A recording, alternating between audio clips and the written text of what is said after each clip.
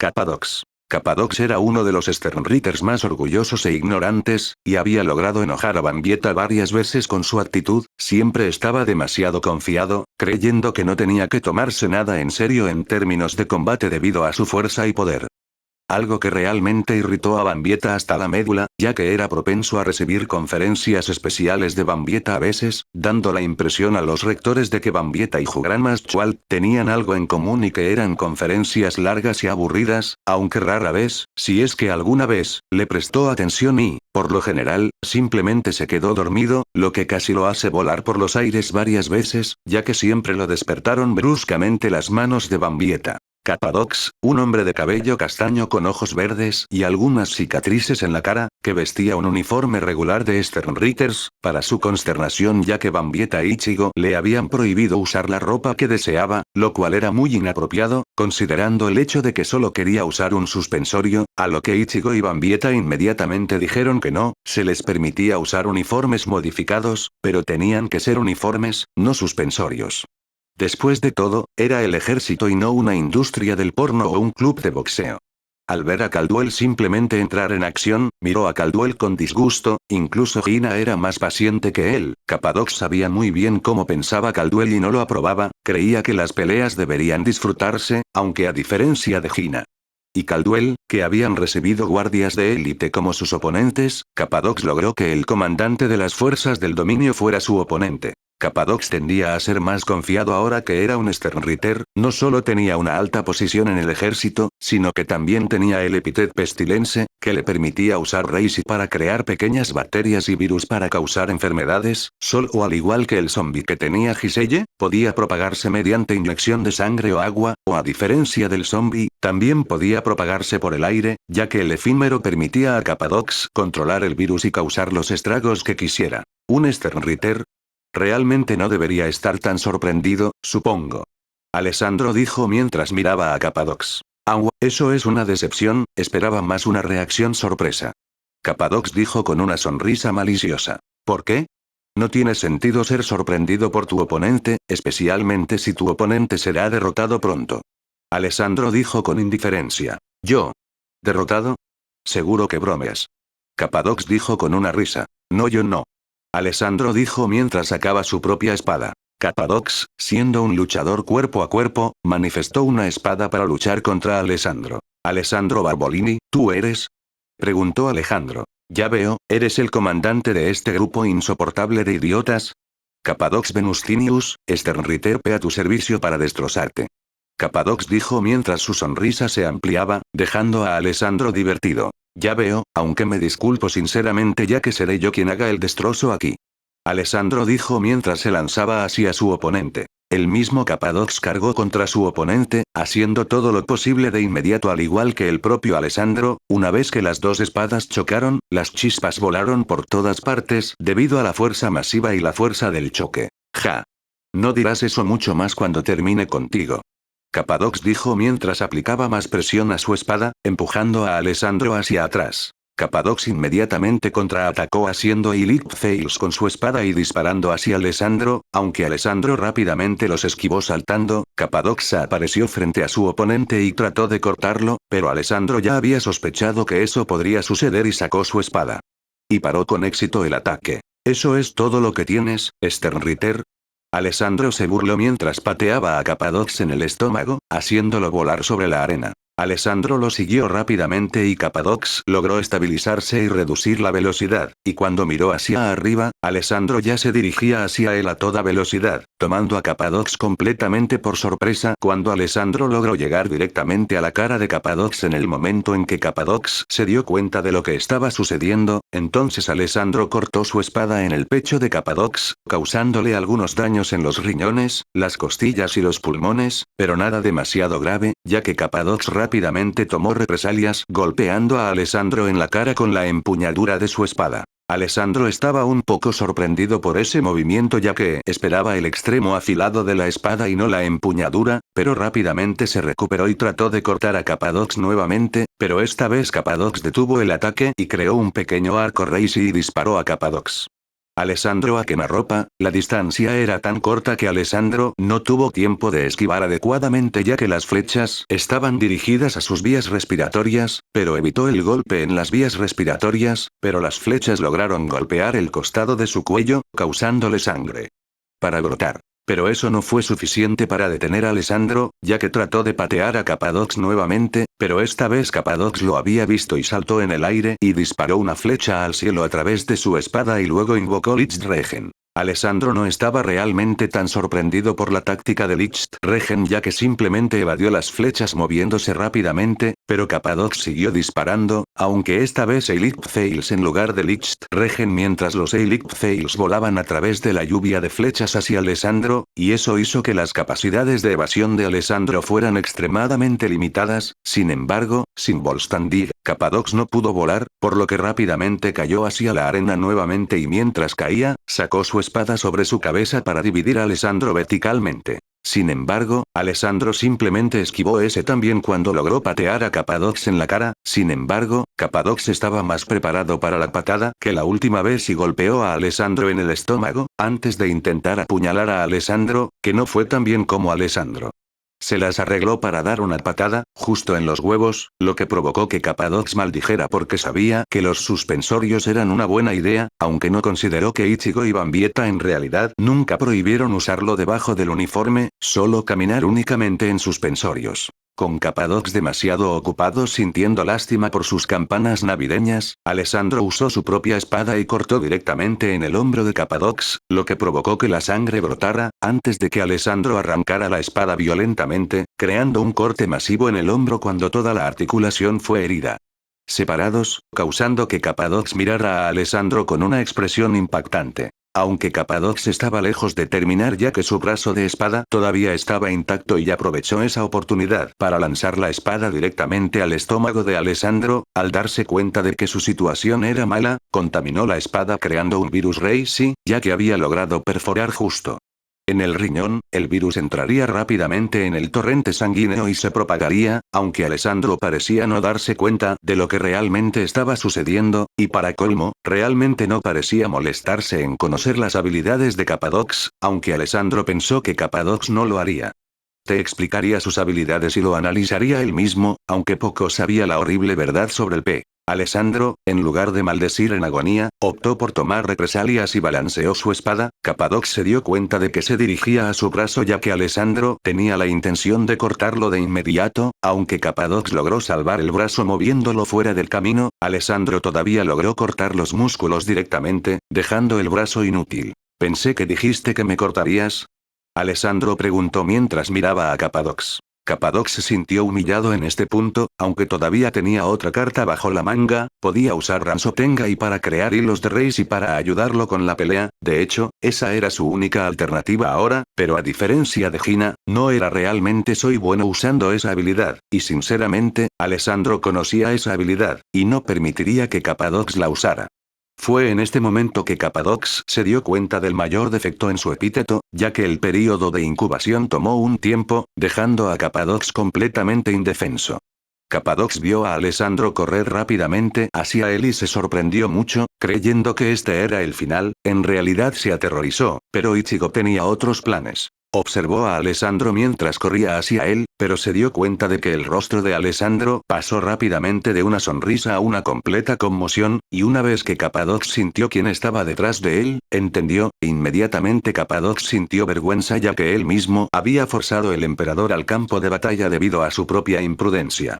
Ichigo se quedó allí, con la espada corta en la mano, ya que ya había creado un Eliphail y se lo disparó a Alessandro, aunque Alessandro apenas pudo esquivar la furiosa flecha que finalmente golpeó la pared de la fortaleza del dominio y la hizo estallar en pedazos pequeños. Alessandro inmediatamente lamentó haber esquivado la flecha, ya que acababa de hacer un camino para que entrara el ejército de Kinki, y notó que el ejército de Kinki también había notado la entrada, las fuerzas del dominio habían bloqueado la puerta como esperaban que los Kinki lo hicieran.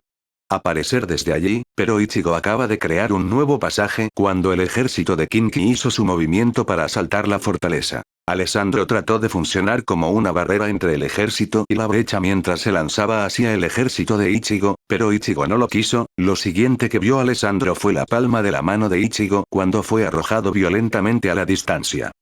Tan pronto como Alessandro desapareció a gran velocidad, Ichigo miró a Capadox, viendo que se sentía deshonrado, humillado y débil, por lo que no daría una conferencia tan larga, pero la daría de todos modos. Capadox, tu epíteto tiene un largo periodo de incubación en términos de tiempo cuando se trata de la batalla. Si lo hubieras sacado cuando atacaste por primera vez en el que tuviste una buena oportunidad al esparcirlo por el aire, lo habrías pateado. Muchachos alrededor de la luna ahora. Entonces, ¿por qué dudaste en usarlo? Ichigo preguntó decepcionado por su Sternritter. Estaba seguro de que podría enfrentarlo sin eso, su majestad, dijo Capadox humillado. El exceso de confianza es tu peor enemigo en el campo de batalla. Recuerda siempre eso, Capadox. Siempre asume lo peor. Esto no es un duelo de práctica, esto es una guerra. El enemigo intentará matarte. Ichigo dijo severamente. Sí, su majestad. Lamento mucho esta exhibición, le aseguro que no volverá a suceder. Capadox dijo mientras se arrodillaba. Espero que no. Porque la próxima vez no podré salvarte el culo. Ichigo advirtió, mientras dejaba que la implicación persistiera. Al ver a Aizen haber salvado a Hina, Caldwell emergiendo victorioso, Alessandro lejos en la distancia, el ejército de Kinki moviéndose hacia la brecha a gran velocidad, las aeronaves bombardeando la fortaleza y los hombres de ala ganando su batalla por el espacio aéreo, Ichigo llamó por radio y pidió que apareciera una ambulancia, sabiendo que Chad la traía consigo. Chad fue quien contestó la radio mientras ayudaba con las comunicaciones y la retaguardia, ya que estar en la sala de comunicaciones era la forma más fácil de manejar los problemas detrás de sus líneas. Ahí es donde se quedó. Poco después de que una ambulancia de campo con médicos apareciera en la distancia, y habían fijado un rumbo hacia la ubicación de Ichigo, contento con eso, Ichigo centró su atención en las trincheras, donde Kyoraku estaba parado y monitoreaba a las fuerzas del Gotei que también habían comenzado su avance. Todos los otros oficiales de Shinigami estaban ocupados luchando contra la guardia de élite en sus propios territorios, aunque a Ichigo no le importaba eso ya que pensó que podrían defenderse. Ichigo optó por seguir a su ejército hasta la brecha, donde tenía una cosa más que hacer, o más bien varias ya que aún necesitaba capturar la fortaleza, pero también tenía algunos asuntos pendientes con cierta persona. Destellando hacia la brecha en la que entró Ichigo, toda la fortaleza había sido bombardeada, ya que había cráteres de artillería en todas partes, había algunos edificios alrededor, pero la mayoría de ellos habían sido derribados hasta sus cimientos, pero Ichigo también notó una red subterránea, probablemente un búnker subterráneo. O algo así, que era la única explicación lógica que se le ocurrió a Ichigo. Miró a su alrededor mientras su ejército se acercaba, se dio cuenta de que la artillería del dominio estaba destrozada y había partes del cuerpo tiradas por todas partes, una pierna allí, una cabeza allí y un brazo más allá, sin olvidar las tripas que se estiraban por todas partes y las cantidades masivas de sangre. Entonces escuchó algo, que estaba un poco feliz de escuchar. Inoue. Dijo una voz que Ichigo reconoció como la voz de Tatsuki, quien apareció de uno de los pasajes subterráneos. Koten Sansun. Inoue dijo mientras disparaba a Tsubaki directamente a Ichigo. Sonido metálico. Ichigo ya había anticipado el movimiento y no volvería a ser golpeado por esa habilidad, ya que fue bastante desagradable la última vez. Ichigo usó la espada larga para detener a Tsubaki en seco, aunque decidió no cortarlo, a pesar de que era un poco tentador debido a lo desagradable que era ese pequeño. Inoue Orihime. Veo que saliste bien. Ichigo dijo mientras miraba a Inoue con el ceño fruncido. ¿Por qué haces esto? Preguntó Inoue atónita. ¿Qué?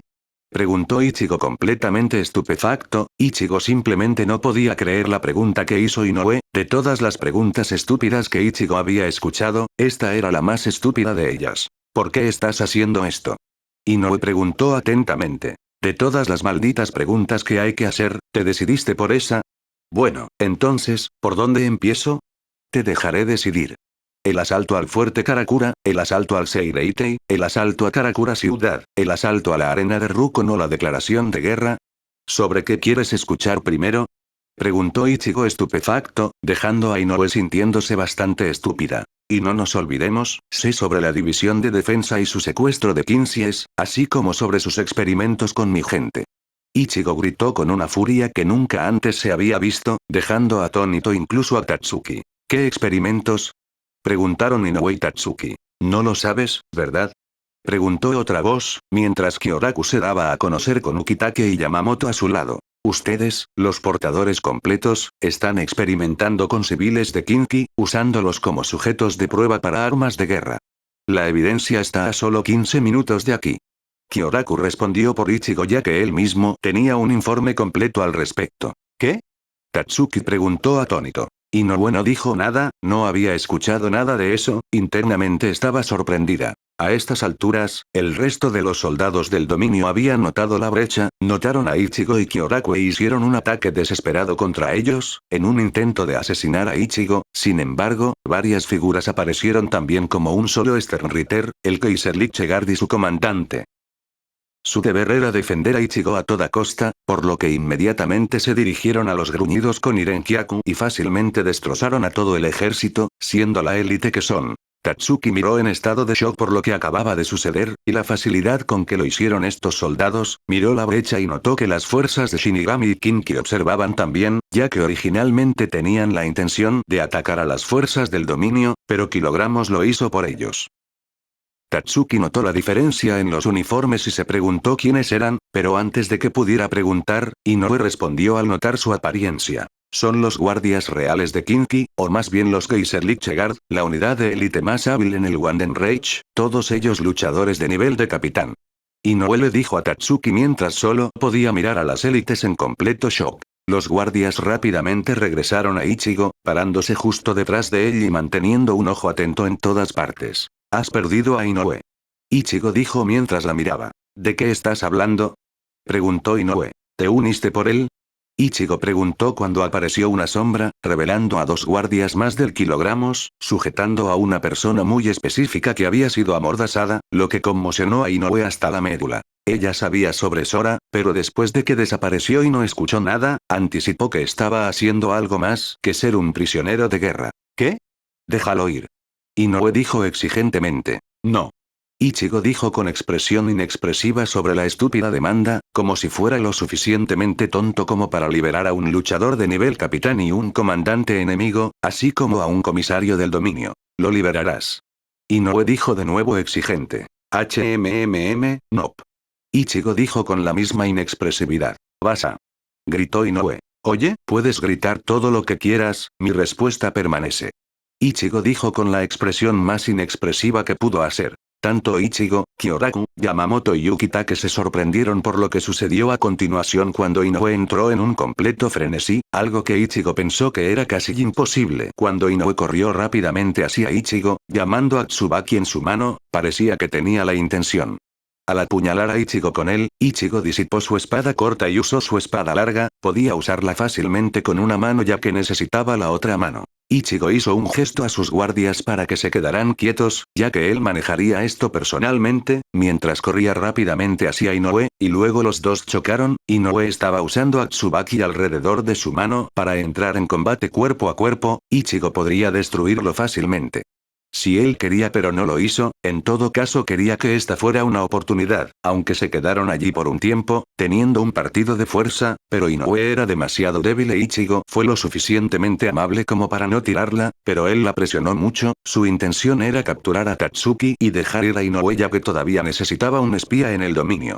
Ichigo logró empujar una jeringa muy pequeña dentro de Inoue y luego dejó entrar el contenido. Inoue podría ser una fuente vital de información ya que Tatsuki se mantuvo fuera de las reuniones a las que asistía Inoue, aunque Tatsuki les dio mucha información, no era del tipo que necesitaban en este momento. De alguna manera Ichigo tuvo suerte ya que Inoue no se dio cuenta de la jeringa, lo que hizo que se preguntara qué tan enojada estaba ella, si algo le dolía el cuerpo por la presión que aplicó en su habilidad. Obligando a Reiatsu en su hoja, no lo suficiente como para ser un Getsuga, pero lo suficiente como para alejar a Inoue, cortó las hojas, esta vez debido a la cantidad de poder en las hojas Sangetsu, cortó a Tsubaki por la mitad y la presión arrojó a Inoue directamente contra la pared de la fortaleza a unos 470 metros de distancia con un efecto devastador ya que toda el área quedó cubierta de polvo. Ichigo sabía que Inoue resultaría herida pero viviría.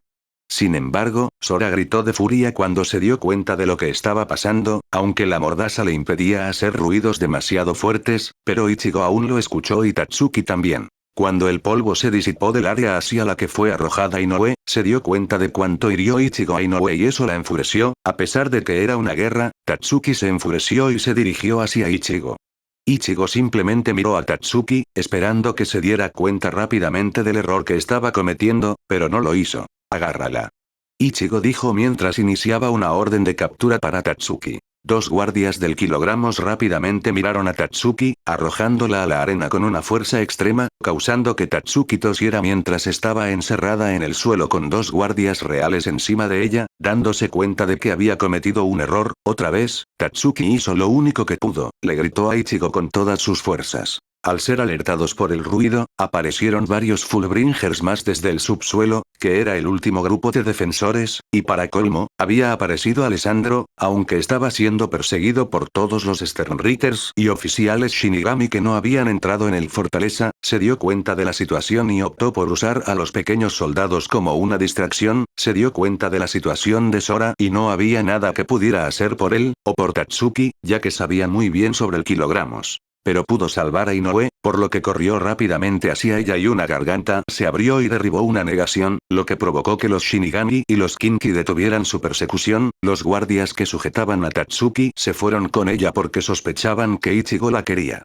Tsubaki ya se había metido en la horquilla para no quedarse atrás, la garganta también trató de tomar a Sora, pero debido al sello de Ichigo, el Schatten lo detuvo, asegurándose de que Ichigo había asegurado a Sora por completo. Luego, los dos comenzaron a levitar hacia la garganta, lo que significa la victoria de Wandenreich en Hueco aunque aún quedaba mucho por hacer, el ejército principal finalmente podría regresar a casa tan pronto como los portadores completos restantes fueran capturados o asesinados. Sin embargo, su retaguardia informó que las tropas del dominio se enteraron de la retirada y se estaban rindiendo ya que no tenían forma de regresar a sus hogares, y su moral había bajado rápidamente. Después de un tiempo, los defensores restantes de la fortaleza se dieron cuenta de su posición inútil y cortaron sus pérdidas arrojando sus armas y rindiéndose ya que realmente no había forma de ganar esto, habían perdido la batalla por Hueco Mundo.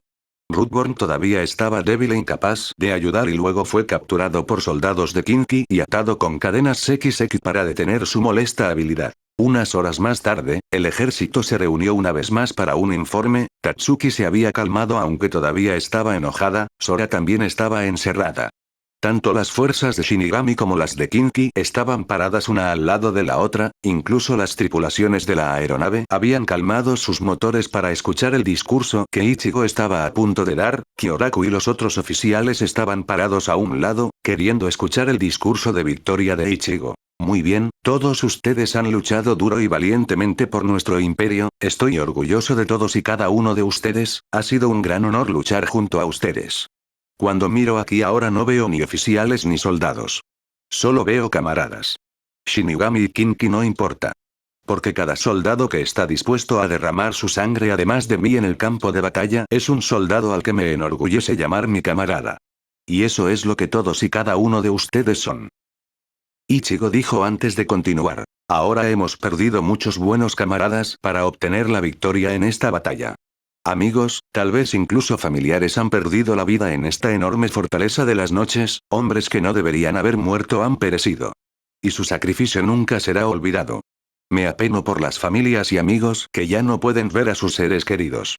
Como su emperador, su muerte es mi responsabilidad. Y soportaré esa carga por el resto de mi vida. Ichigo dijo mientras continuaba. También hemos oído hablar de los civiles inocentes que han sido asesinados y torturados por el dominio, así como de nuestros camaradas de armas tanto del lado de Shinigami como de Kinki. Les aseguro que nunca permitiré que tales acciones queden impunes. El dominio responderá por sus crímenes, te lo prometo. Gabrin Lenarion sentirá la ira de la justicia caer sobre él. Pero eso sucederá a su debido tiempo. Por ahora concentrémonos en nuestra victoria. Ichigo dijo mientras continuaba. Regresaremos a Silvern, todos nosotros, vivos o muertos, todos nos iremos a casa juntos porque me niego a dejar a nadie atrás.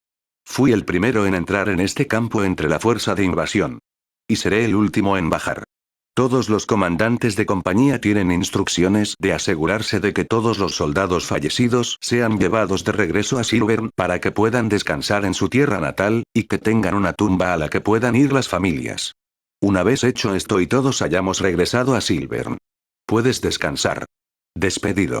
Ichigo dijo mientras los soldados lo vitoreaban. Y fiel a su palabra, Ichigo fue el primero en entrar en Hueco Mundo entre la fuerza de invasión, y varias horas después de que los cuerpos habían sido llevados a casa, el último soldado se bajó y llegaron las divisiones de ocupación, que eran 3 divisiones completas de 75.000 soldados, y se puso a un general a cargo. Ichigo finalmente pudo dar el paso final fuera del campo y de regreso para el Gotei. Decidieron regresar al Seireitei con sus propios muertos para darles los funerales apropiados. De las fuerzas de Kinki murieron 29.648, otros 38.569 heridos, de los cuales 617 fueron asesinados ya sea por tortura o experimentación a manos de la División de Defensa del Dominio. Debido a su adecuada búsqueda no faltó ninguno en combate, ya que todo fue contabilizado. La mayoría de las bajas ocurrieron cuando el grupo de ejércitos se encontró con las fuerzas del dominio. En cuanto al Gotei, se las arreglaron con facilidad, aunque ya estaban debilitados por la guerra Kinki Shinigami, sufrieron menos pérdidas de las que esperaban, donde 978 murieron y otros 1076 resultaron heridos, sin que nadie desapareciera en acción, solo 17 murieron por experimentaciones o tortura.